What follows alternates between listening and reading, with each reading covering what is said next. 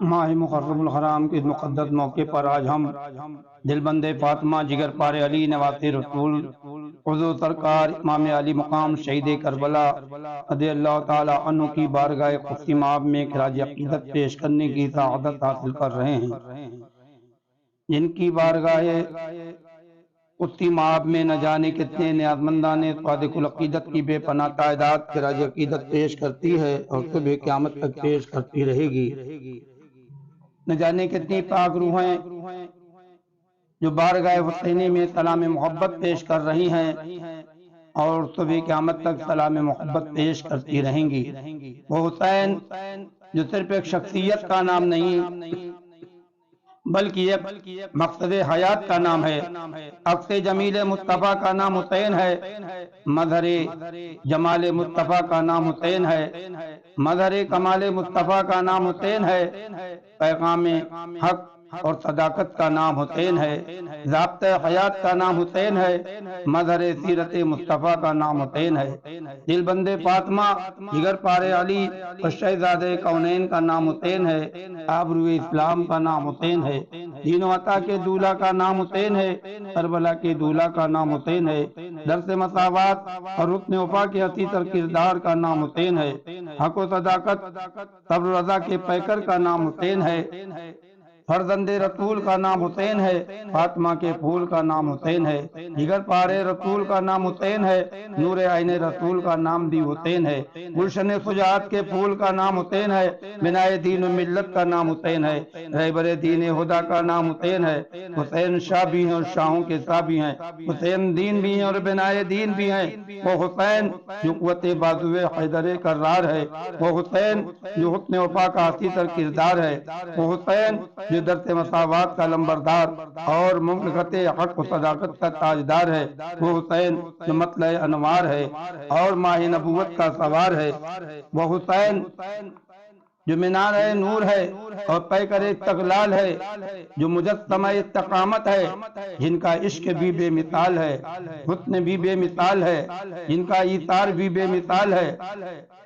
وہ حسین جو معلم انسانیت و روح انسانیت ہیں، وہ حسین جو شان انسانیت و فخر انسانیت ہے، جو مرکز ہدایت اور پیمبر عشق ہے، جو شرافت کی جان امامت کا نور ہے، جن کا نقش قدم عاشقوں کا طور ہے، جن کے سر پہ امامت کا تاج ہے، زیر خنجر جن کی معراج ہے، اشکوں کے موتی جن کا خراج ہے، روحوں پر جن کا راج ہے، غریبوں کی جن کو لاج ہے، وہ حسین امامت کا سرتاج ہے، وہ حسین جو ظلم و ستم کی دہلیز کو بھرتی ہوئی تاغوتی طاقتوں کے سامنے سینہ فرعونیت پر ضرب کلیم ہے، وہ حسین جو فاطمہ کے حجرے کی بہار ہے، نبی کونین کے دل کا قرار ہے،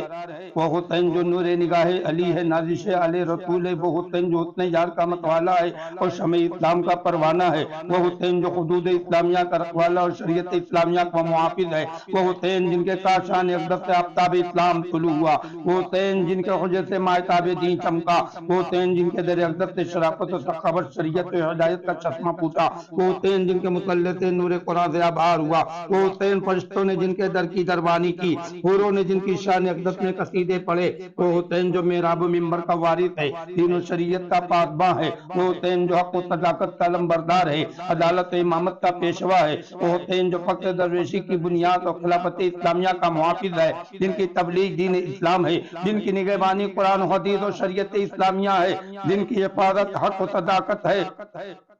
جن کی رکھوالی امانت خداوندی ہے، وہ حسین جن کی شہادت کا سودا حالت بچپنا ہی میں ہو چکا تھا، وہ حسین جو قے کرے علم و مروت ہے، وہ حسین جو صبر و ضائع ربیع و ابراہیم ہے، وہ حسین جو ظلم ستم کے سامنے ایک شمشیر ہے، وہ حسین جو نوجوانان جنت کا سردار شہیدان محبت کا سپہ سالار ہے، وہ حسین جو امام با صفا پہ کرے صبر و رضا اور وقار ملت اسلامیہ ہے، وہ حسین جو جہان رنگ و بو آفتاب پر ضیاء ہے، وہ حسین جو شہنشاہ حق و صداقت ہے،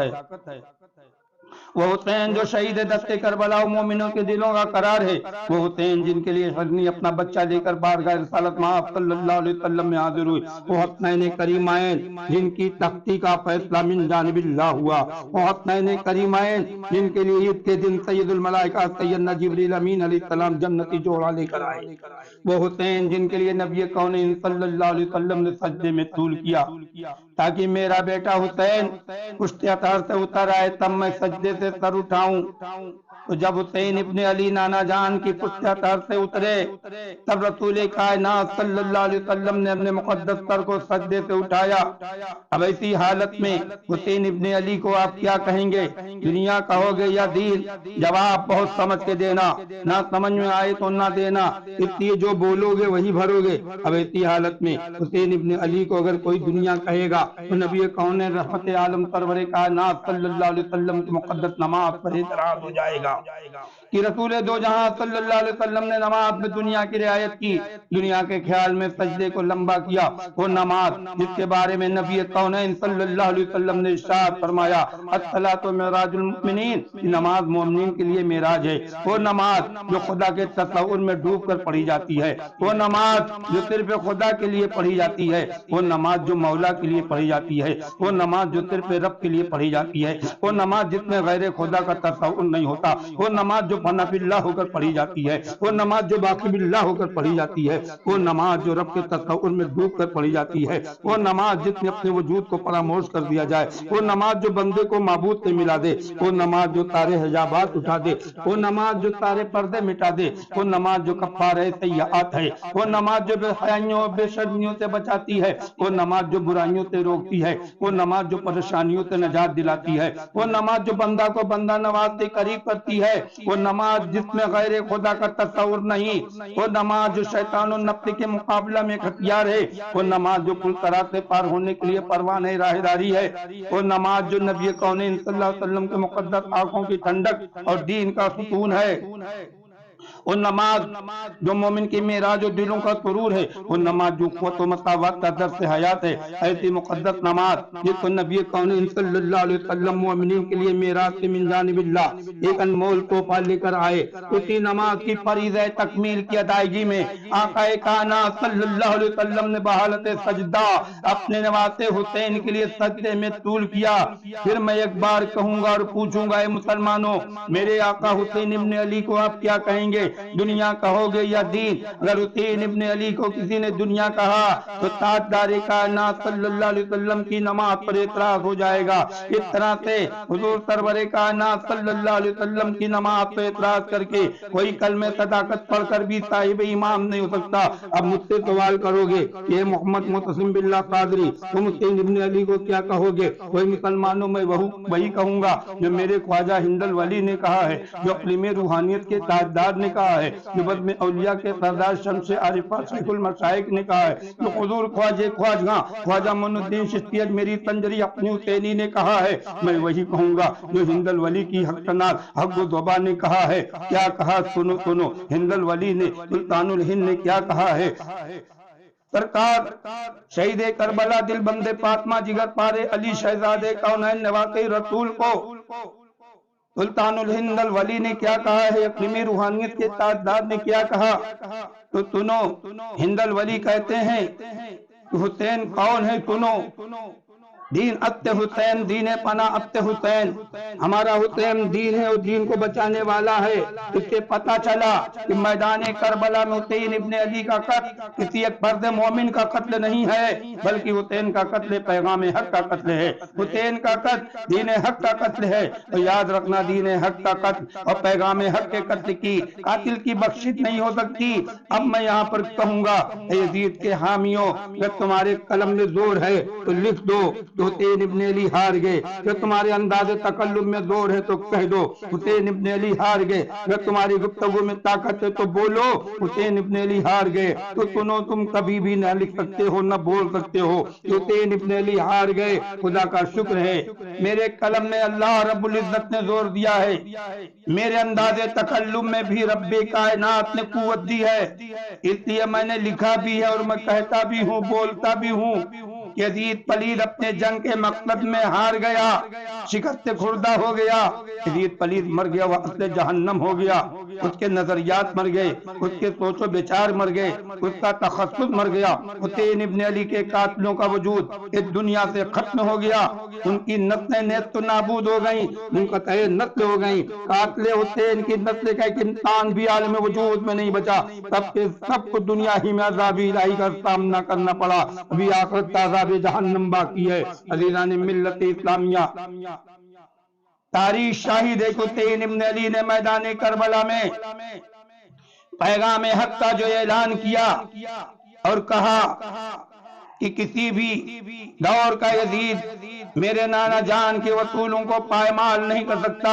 اور نہ ہی کوئی یزیدی شمع حسینی کے چراغ کو بجھا سکتا ہے۔ میدان کربلا میں نواسہ رسول نے یہ بھی کہا، اے یزیدیو یاد رکھنا، علی اکبر کی جوانی لٹ سکتی ہے، محمد و اون کا بچپنا قربان ہو سکتا ہے، بھائی حسن کی نشانی بھتیجے قاسم کی ناش دیکھی جا سکتی ہے، 6 ماہ کا پیاسا بچہ علی اصغر تیر ستم کا نشانہ بن سکتا ہے، غرضی کی خانواد نبوت کے مہکتے ہوئے پھولوں کو مرجھاتے ہوئے دیکھا جا سکتا ہے، مگر یاد رکھنا اے یزیدیو، اسلام کو مرجھاتے ہوئے دیکھا نہیں جا سکتا۔ بھائی عباس کے شانے کر سکتے ہیں، وہ قرآن کا قانون نہیں کر سکتا۔ نوجوان بیٹی علی اکبر کی جوانی لٹ سکتی ہے، مگر نانا جان کی پاکیزہ شریعت مطہرہ کا قانون توڑا نہیں جا سکتا۔ دین چلے گا تو میرے نانا جان کا چلے گا، قانون چلے گا تو قرآن کا چلے گا، قانون اسلام کی بالادستی قائم رہے گی، شریعت اسلامیہ کا بول بالا رہے گا۔ پھر ہر طرح سے امام علی مقام نے عمر ابن سعد اور اس کے لشکر جرار کو اتمام حجت کر کے آگاہ کر دیا،